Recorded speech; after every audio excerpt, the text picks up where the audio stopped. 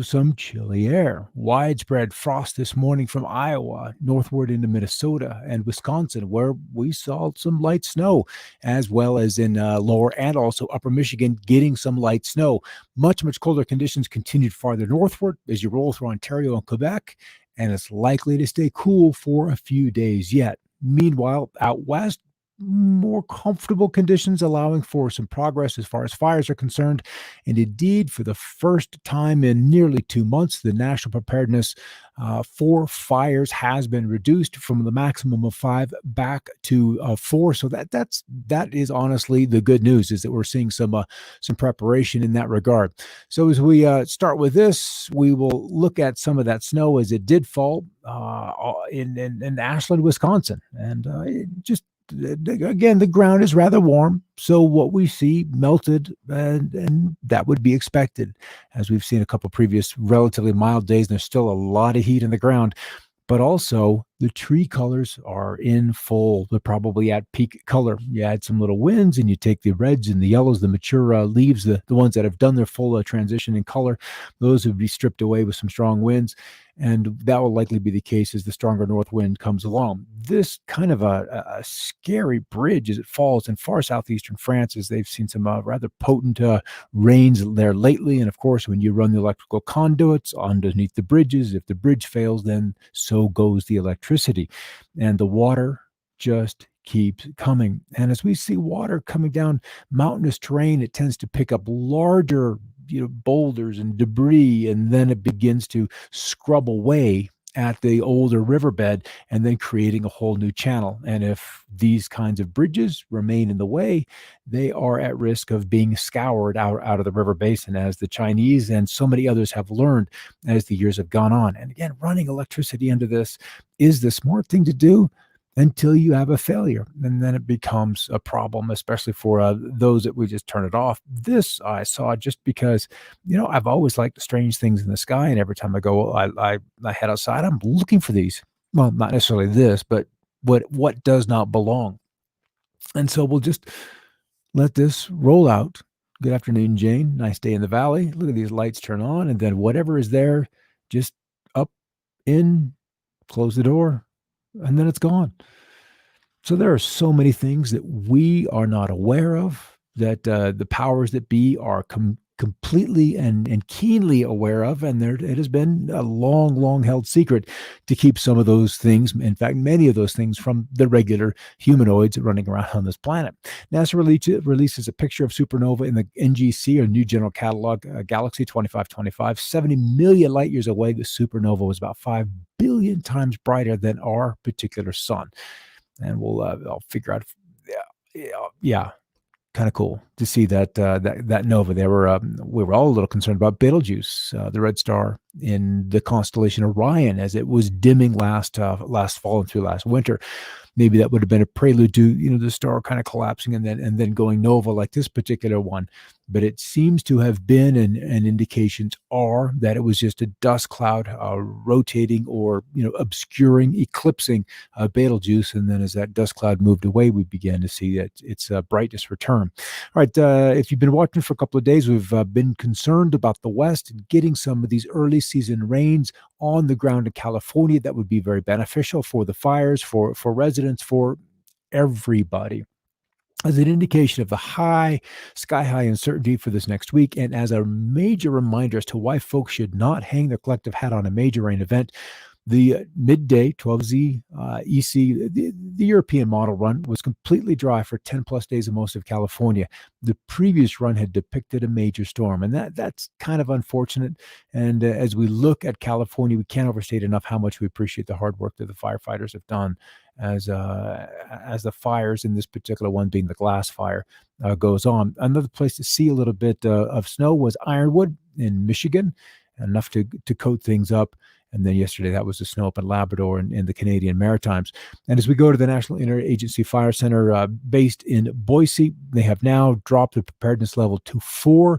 No new fires as of this day. One additional fire was contained, and that brings us down to 68 active large fires, with 14 of them in Idaho, 19 in California, 3 in Washington, 2 in Wyoming. One of the big ones has been in Wyoming, the Mullen Fire, where the day before yesterday, because of the very strong winds, and they're dealing with incredible winds yet again today, had burned in a single day upwards of 23,000 acres. And we are at nearly 7.7 million acres having burned. I honestly don't think that number has been really updated since yesterday, because that seems very, very similar to the numbers. Yeah, it says 9 or 10 too, but we'll see. And this is the place, where the drought is going on. We show this to you frequently.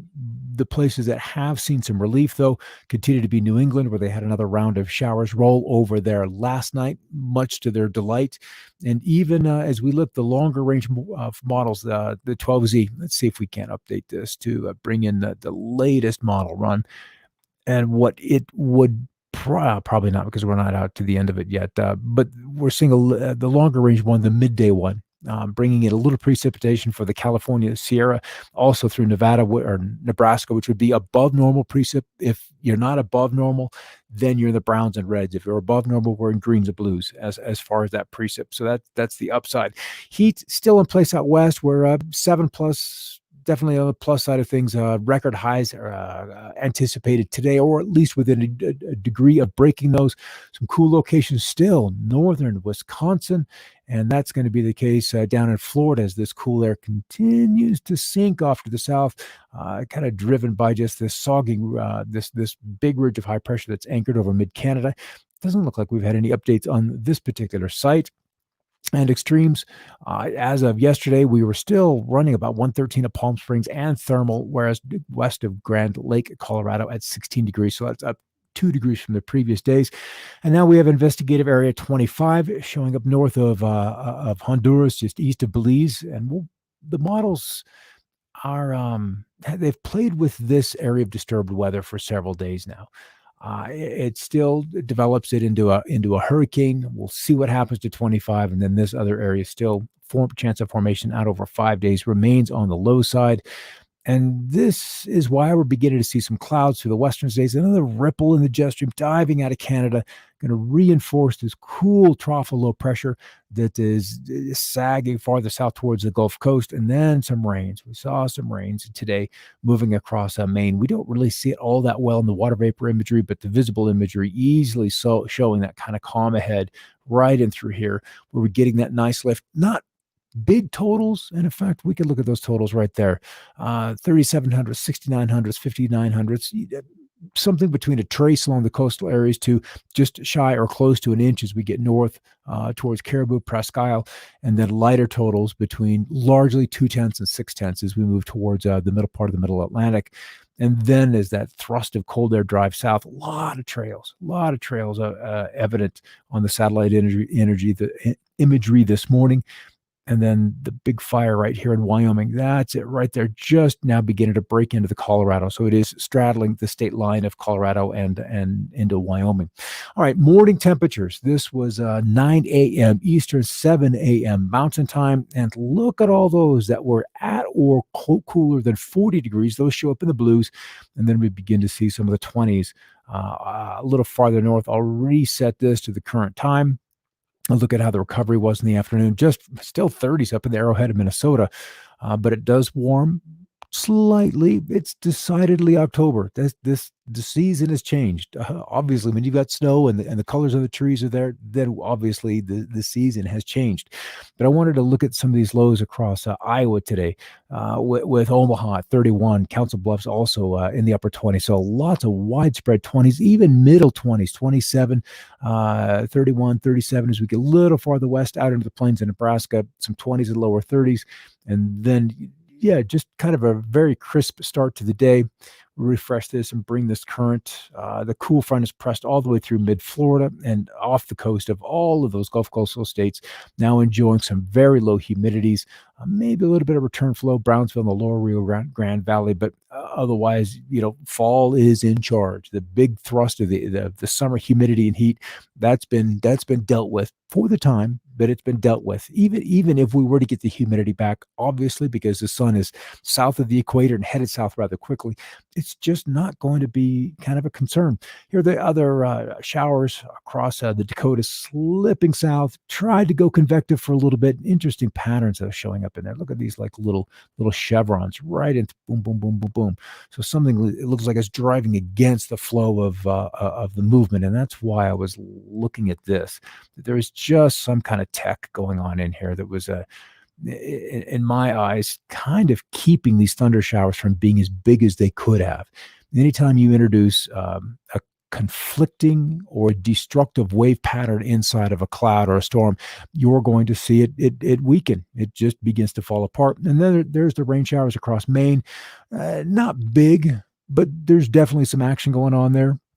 And as we end the week, we've been watching this big ridge out west. It just arcs all the way along the west coast and then up into the Arctic just north of Alaska. It breaks down fairly quickly as the weight of this Pacific jet stream just kind of bears down on it. And by the end of 10 days, 12 days, it's taken a beating. And it looks like the first nice thrust of Pacific air will come ashore 10, 11, 12, 13 October, and then maybe reposition itself for another blast, largely focused on central and more likely California, far northern California, and then the regions around Oregon and Washington. Those will be the folks. And then here's this little area, this little tropical baby down here. That's not even the one we were looking at off Belize. Now, that guy is right here at the bottom of the screen over the Yucatan. And it may or may not hold together in the Bay of Campeche, but another event tries to spin up and then is just slowly drifted ashore into the Florida Panhandle. But more interestingly is the rains approaching the Pacific Northwest. Let's come over here. We're going to stay in precip products. We'll go to total precip accumulation and then drag this all forward in time and see what this particular model is generating. And it brings in some decent rains. This would certainly extinguish the fires north of, say, Eureka, and then really help out those firefighters in the northern part of the Sierra. And this is a long way out model-wise. This really is. The models are just kind of bounce back and forth, but it looks like they're settling into some kind of a solution that as we get to the middle of October, there will be some moisture, at least approaching Central California, but almost guaranteed Washington and Oregon, because some of these totals are 5, 6, 7 inches, and that's appreciable. That will saturate the ground cover and rehydrate what trees and leaves, in some of the bushes and stuff that still have leaves. I mean, they're decidedly going into the process of coloring and dropping their leaves for the season, but nonetheless, it's better for those plants to pull that off while they remain in a hydrated soil rather than a drought stress like condition. As we move out the rest of the week, we are standing at or above normal temperatures out for 6 to 10 days, and even 8 to 14 days at or above normal throughout the bulk of the country, and then dry. Under high pressure, it's really difficult to get that kind of dry weather going on in there. All right, Friday afternoon, go have a great weekend. I'll catch you on Monday unless something shows up that's really interesting on Sunday late. But it's Friday, and you should be out playing. It was payday if you still have a job. All right, I'll catch you next Monday with another perspective, and also with weather at 5 o'clock. Another perspective comes up at 6 o'clock. And